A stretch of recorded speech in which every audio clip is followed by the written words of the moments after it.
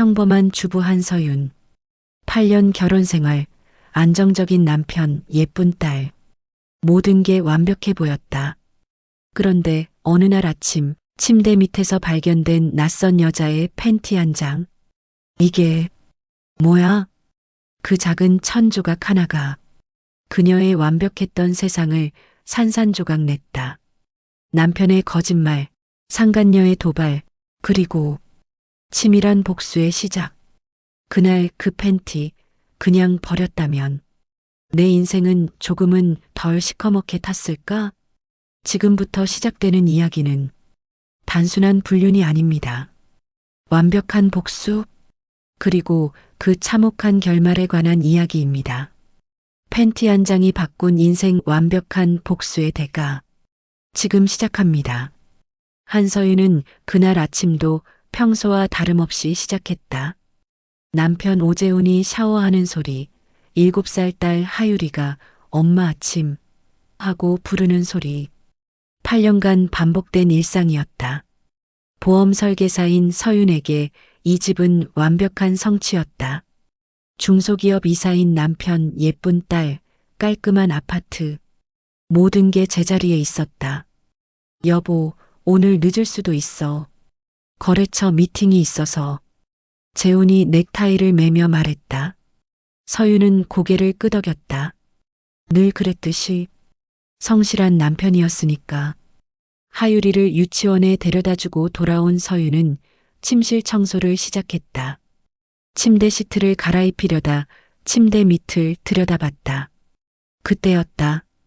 검은색 레이스 팬티 한 장이 침대 다리 사이에 끼어 있었다. 심장이 멈췄다. 서윤은 그 팬티를 집어들었다. 브랜드도 생소했고 사이즈도 자신보다 작았다. 무엇보다 자신은 절대 입지 않는 도발적인 디자인이었다.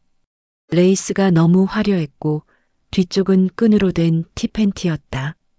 이게 뭐야? 서윤의 손이 떨렸다. 세탁소에서 섞여온 건가? 아니면 그때 재훈이 뒤에서 나타났다. 뭘 그렇게 보고 있어? 서윤이 팬티를 들어보이자 재훈의 얼굴이 순간 굳어졌다. 0.5초도 안 되는 찰나였지만 서윤은 놓치지 않았다. 아, 그거 세탁기 돌리다가 섞인 거 아니야? 이웃집이나 세탁소에서. 재훈이 당황하며 웃었다. 하지만 그 웃음이 너무 어색했다. 세탁소? 우리 빨래는 집에서만 하는데? 서윤의 목소리가 차가워졌다. 아, 그러게. 어디서 온 건지 모르겠네. 그냥 버려. 재훈이 급하게 말하며 회사로 나갔다. 서윤은 그 팬티를 계속 들여다봤다. 새 것 같았다. 한 번도 세탁된 적 없는 것 같은 냄새가 났다. 아니, 다른 향수 냄새가 희미하게 배어 있었다. 자신이 쓰지 않는 달콤한 향이었다. 그날 오후 서윤은 집안을 샅샅이 뒤졌다. 화장대, 옷장, 심지어 재훈의 서류 가방까지. 다른 흔적은 없었다. 하지만 그 팬티 하나가 8년간 쌓아 올린 신뢰를 한순간에 무너뜨렸다. 밤이 되어 재훈이 돌아왔을 때 서윤은 조용히 물었다. 여보, 정말 모르는 거야? 그 팬티. 서윤아, 왜 그런 걸로 스트레스 받아? 어디서 온 건지 모르겠지만 그냥 버리면 되잖아. 재훈이 태연하게 답했다. 하지만 서윤은 알 수 있었다. 남편이 거짓말하고 있다는 걸. 8년을 함께 살았는데 그 미묘한 표정 변화를 모를 리 없었다. 그날 밤 서윤은 잠들지 못했다. 머릿속에 온갖 상상이 맴돌았다. 다음 날부터 서윤의 일상이 바뀌었다. 남편의 일거수일투족을 관찰하기 시작했다. 휴대폰을 더 자주 확인하는지, 외출이 늘었는지, 샤워 시간이 길어졌는지, 그리고 정말로 변화가 있었다. 그 팬티는 서윤의 서랍 깊숙한 곳에 숨겨져 있었다. 증거로, 언젠가 필요할지 모를 증거로. 팬티 발견 일주일 후 서윤은 더 섬뜩한 사실을 깨달았다. 재훈의 행동 패턴이 명백히 달라졌다는 것이다. 휴대폰을 뒤집어 놓고 화장실에까지 가져가고 심지어 잠들 때도 베개 밑에 넣었다. 윤진아라는 이름이 처음 등장한 건 그 주 화요일이었다. 재훈이 샤워하는 동안 휴대폰에 카톡이 왔다. 오빠 내일 그 레스토랑 예약했어요. 서윤의 혈압이 치솟았다. 누가 남의 남편을 오빠라고 부르는 거야? 서윤은 재빨리 휴대폰을 확인했다. 비밀번호가 바뀌어 있었다. 원래는 하율이 생일이었는데 이제는 다른 번호였다. 그것만으로도 충분한 증거였다. 여보, 휴대폰 비밀번호 왜 바꿨어? 저녁 식사 때 서윤이 물었다. 아, 회사에서 보안 때문에 바꾸라고 해서. 재훈이 대수롭지 않게 답했다. 그럼 새 비밀번호 뭐야? 나도 알아야 응급 상황에 쓰지. 나중에 알려줄게. 지금은 기억이 안 나네. 재훈이 어색하게 웃었다. 거짓말이었다. 8년 동안 비밀번호를 공유해온 부부가 갑자기 숨길 이유가 뭐가 있겠는가. 며칠 후 결정적인 순간이 왔다. 재훈이 회사 워크숍이라며 1박 2일 출장을 간다고 했다. 서윤은 의심했지만 내색하지 않았다. 대신 그날 밤 재훈의 차 블랙박스를 확인하기로 했다. 차 안에 들어간 서윤은 블랙박스 SD카드를 뽑아 노트북에 연결했다. 그리고 그날의 영상을 재생했다. 처음엔 평범한 도로 영상이었다. 그런데 오후 3시경부터 이상한 소리가 들리기 시작했다. 여자의 웃음소리였다. 그리고 재훈의 목소리. 오늘은 내 집으로 가자. 우리 집은 너무 위험해. 오빠, 이번 주말엔 또 어디 가요? 제주도 어때? 예전에 가고 싶다고 했잖아. 와, 정말이요? 오빠 최고. 서윤은 그 자리에서 토했다. 차 밖으로 나가 주차장 바닥에 무릎을 꿇고 개원했다. 머리가 하얘졌다. 제주도는 서윤과 재훈이 신혼여행을 갔던 곳이었다. 그곳에 다른 여자와 간다고? 더 충격적인 건 그 다음이었다. 블랙박스에는 차 안에서 벌어진 일까지 녹음되어 있었다.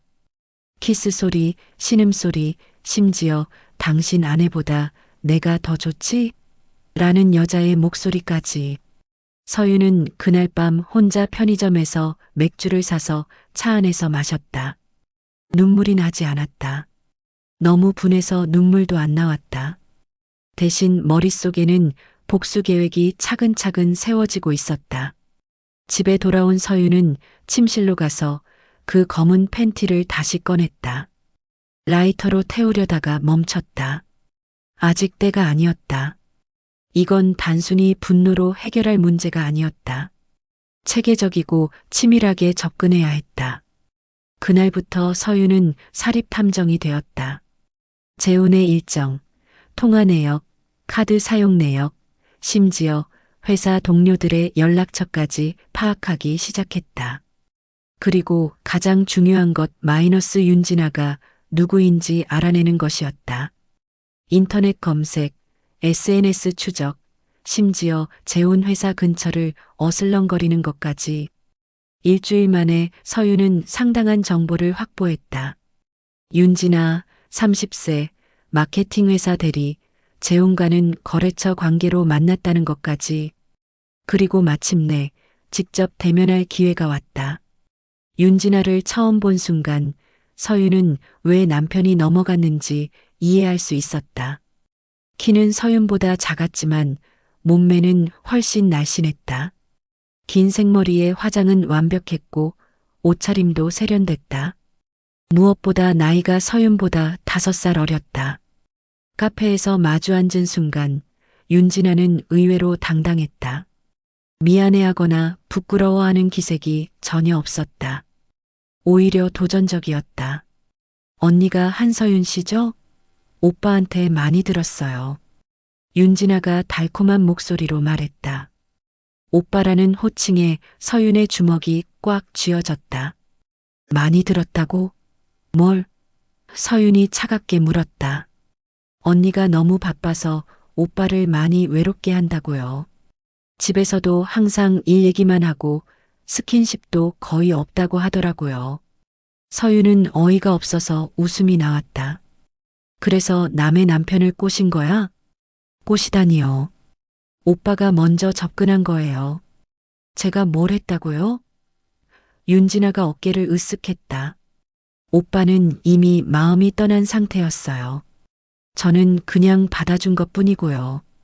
그때 윤진아가 휴대폰을 꺼내 사진을 보여줬다.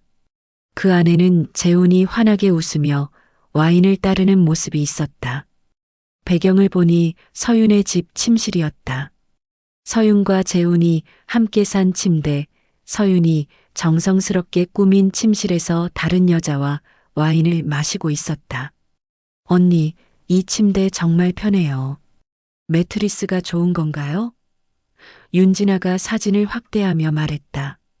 오빠가 여기서 저랑 많은 얘기를 했어요. 이혼 얘기도 하고 새로운 시작에 대한 얘기도 하고요.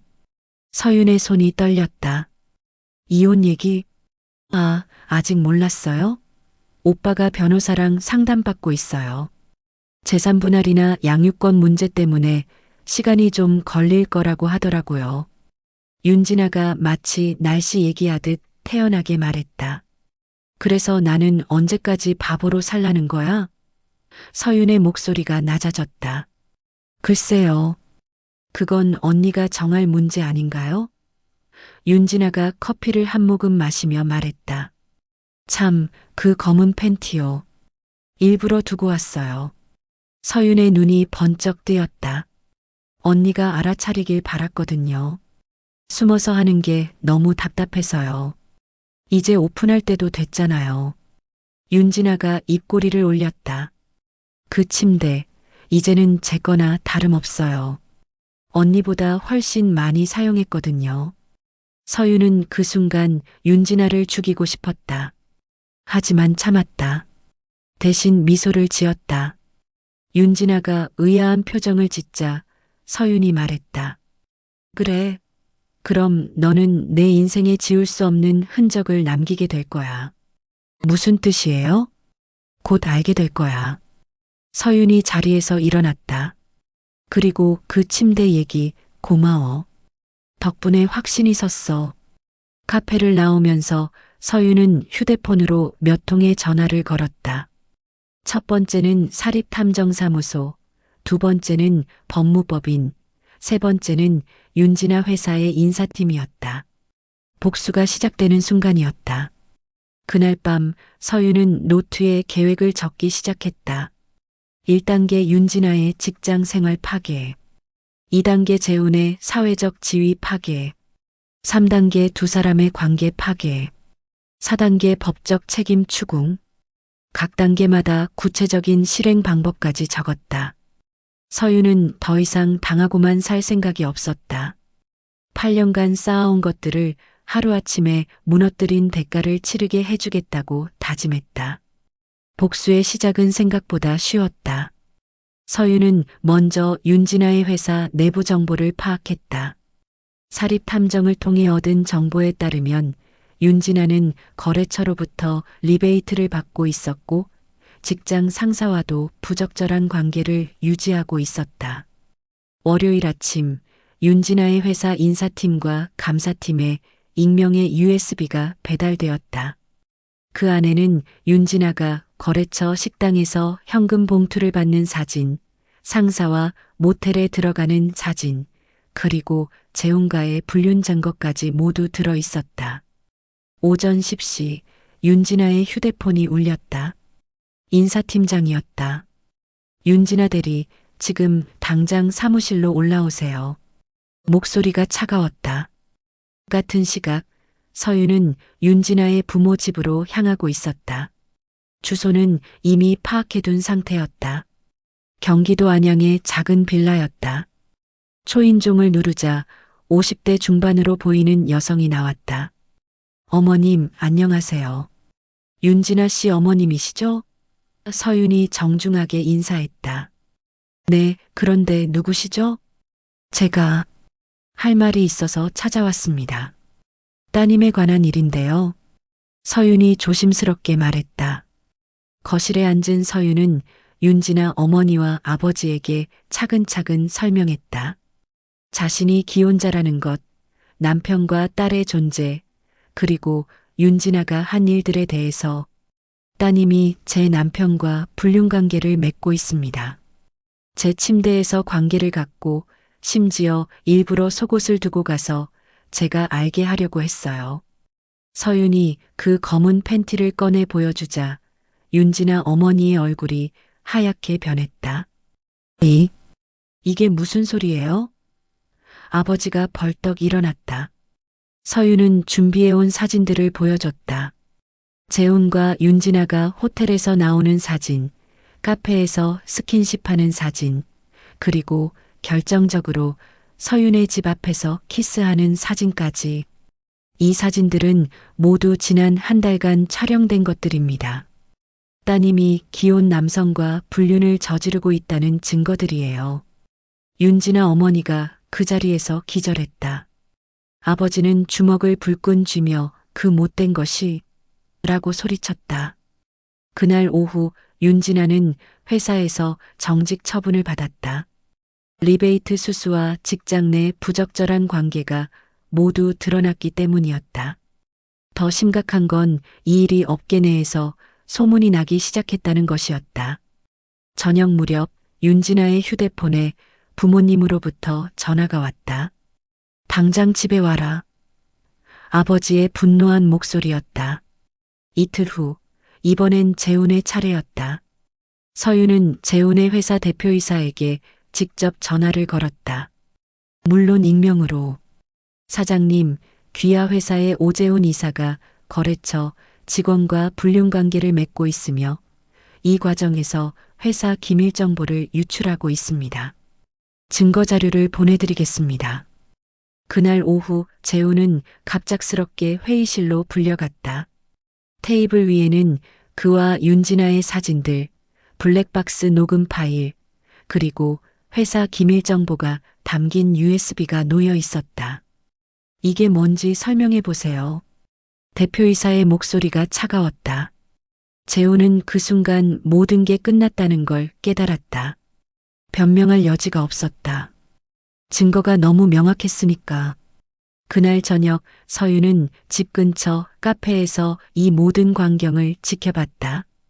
재훈이 풀이 죽어서 집으로 돌아오는 모습, 윤진아가 부모에게 혼나며 울고 있을 모습을 상상하며 차를 마셨다. 이제야 좀 속이 시원하네. 서윤이 혼잣말로 중얼거렸다. 하지만 이건 시작에 불과했다. 진짜 복수는 이제부터였다. 한 달 후 모든 것이 끝났다. 윤진아는 해고당했고 다른 회사 취업도 어려워졌다. 업계가 좁다 보니 소문이 빠르게 퍼졌기 때문이었다. 재훈은 회사에서 파면당했고 그동안 쌓아온 경력과 신뢰도 모두 잃었다. 법정에서도 서윤이 압승했다. 이혼 소송에서 재훈의 불륜이 명확히 입증되었고 양육권과 재산 분할에서 서윤이 유리한 조건을 얻었다. 위자료도 상당한 액수로 받아냈다. 하지만 승리의 기쁨은 오래가지 않았다. 집에 돌아온 서윤을 맞이한 건 적막한 정적뿐이었다. 하유리는 아빠가 왜 안 오는지 매일 물었고 서윤은 대답할 말이 없었다. 엄마, 아빠 언제 와요? 하유리가 또 물었다. 아빠는 이제 안 와. 서윤이 힘없이 답했다. 왜요? 아빠가 나쁜 일 했어요? 응, 나쁜 일 했어. 그럼 엄마도 나쁜 일 했어요? 하유리의 순진한 질문에 서윤은 말문이 막혔다. 그날 밤 하유리가 잠든 후 서윤은 홀로 거실에 앉아 있었다. 복수는 성공했지만 잃은 것들이 너무 많았다. 가정의 평화, 딸의 웃음, 그리고 자신의 마음의 평안까지. 서윤은 일기장을 꺼내 썼다. 복수는 성공했다. 그들은 모두 대가를 치렀다. 하지만 내 가정은 잿더미가 되었고 내 마음도 시커멓게 타버렸다. 승자는 없었다. 모두가 패자가 되었을 뿐이다. 며칠 후 윤진아로부터 문자가 왔다. 언니, 이제 됐죠? 제발 그만해 주세요. 저도 충분히 벌 받았어요. 서윤은 그 문자를 보고 씁쓸하게 웃었다. 이제 됐다고? 뭐가 됐다는 거지? 복수는 완료됐지만 복구될 수 없는 것들이 너무 많았다. 재훈도 이따금 전화를 걸어왔다. 서윤아, 다시 시작할 수 없을까? 내가 잘못했어. 하유리를 위해서라도. 하지만 서윤은 더 이상 그 목소리를 듣고 싶지 않았다. 너무 늦었다. 깨진 신뢰는 다시 붙일 수 없었고 상처받은 마음은 아물지 않았다. 가장 힘든 건 하율이었다. 아이는 점점 말이 없어졌고 밤에 자주 울었다. 엄마가 아빠를 괴물로 만들었어요. 라고 말하는 날도 있었다. 그 말에 서윤의 가슴이 찢어졌다. 마지막 밤 서윤은 그 검은 팬티를 다시 꺼냈다. 이제는 낡고 구겨진 천 조각에 불과했다. 하지만 이 작은 것이 그녀의 인생을 완전히 바꿔놓았다. 라이터로 그것을 태우며 서윤은 생각했다. 그날 그 팬티를 그냥 버렸다면, 모른 척했다면, 내 인생은 조금은 덜 시커멓게 탔을까? 불꽃이 작은 천 조각을 삼키는 것을 보며 서윤은 깨달았다. 복수는 상대방만 파괴하는 게 아니라는 것을, 복수하는 자신도 함께 파괴한다는 것을, 그리고 그 파괴의 잔해 속에서 진정한 승자는 아무도 없다는 것을. 거실의 불빛을 모두 끄고 서윤은 어둠 속에 홀로 앉아 있었다. 복수는 끝났지만 진짜 삶은 이제부터 시작이었다. 그 시커먼 재 속에서 다시 일어설 수 있을지 서윤은 확신할 수 없었다. 창밖으로 새벽이 밝아오고 있었다. 하유리가 곧 일어날 시간이었다. 서윤은 천천히 자리에서 일어나 딸의 방으로 향했다. 잠든 하유리의 얼굴을 보며 서윤은 또 다른 다짐을 했다. 이제는 정말 끝이야. 복수도 분노도 모든 걸 여기서 끝내자. 하지만 마음속 깊은 곳에서는 또 다른 목소리가 속삭이고 있었다. 정말 이걸로 끝일까? 아니면 이건 또 다른 시작일까? 서윤은 그 생각을 떨쳐내려 했지만 쉽지 않았다. 복수라는 달콤한 독이 한번 맛보면 끊기 어렵다는 걸 이제야 깨달았다. 그 검은 팬티가 태워져 사라졌지만 그것이 남긴 상처와 분노는 여전히 서윤의 마음속에서 꿈틀거리고 있었다. 아침 햇살이 거실로 스며들어왔다. 새로운 하루가 시작되었지만 서윤에게는 여전히 캄캄한 터널 속에 있는 것 같았다. 복수는 끝났지만 진정한 평화는 아직 멀어 보였다. 그날 오후 서윤은 심리상담센터에 전화를 걸었다. 자신을 위해서가 아니라 하유리를 위해서. 더 이상 아이에게 상처를 주고 싶지 않았다. 적어도 하유리만큼은 이 어둠에서 구해내고 싶었다. 안녕하세요. 상담 예약을 하고 싶은데요. 전화를 끊고 나서 서윤은 처음으로 희미한 안도감을 느꼈다. 복수의 끝에서 찾은 것은 승리가 아니라 또 다른 시작점이었다.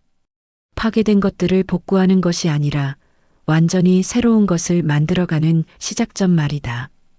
그 검은 팬티의 재가 바람에 날아가듯 서윤도 이제 과거의 분노와 복수심을 날려보내고 새로운 삶을 시작해야 했다. 그것이 하유리를 위해서도 자신을 위해서도 할 수 있는 마지막 선택이었다. 6개월 후 서윤과 하유리는 새로운 집으로 이사했다. 작지만 따뜻한 집이었다. 상담을 통해 하유리는 점차 밝음을 되찾아갔고 서윤도 조금씩 내면의 평화를 찾아가고 있었다. 어느 날 하유리가 물었다. 엄마, 우리 이제 행복해요? 서윤은 잠시 생각하다가 답했다. 아직은 행복해지는 중이야. 조금씩 천천히. 그것으로 충분했다. 복수로 얻은 것은 공허함 뿐이었지만 용서와 새로운 시작으로 얻어가는 것들은 진짜였다. 비록 느리고 어려운 길이었지만 적어도 그 길 끝에는 진정한 평화가 기다리고 있을 것 같았다. 검은 팬티로 시작된 지옥 같은 시간들이었지만 그 끝에서 서유는 더 강해졌다. 복수가 아닌 용서로, 파괴가 아닌 재건으로 살아가는 법을 배웠다. 그리고 그것이 진정한 승리라는 것도